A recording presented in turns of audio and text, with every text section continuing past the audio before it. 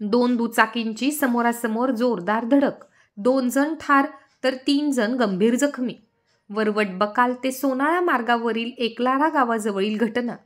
भरधाव वेगात असलेल्या 2 दुचाकींची समोरासमोर जोरदार धडक झाल्याने 2 जणांचा जागीच मृत्यू झालाय तर 3 जण गंभीररित्या जखमी झाल्याची घटना बुलढाणा जिल्ह्याच्या वरवट बकाल सोनाळा मार्गावरील एकलारा गावाजवळ घडली आहे.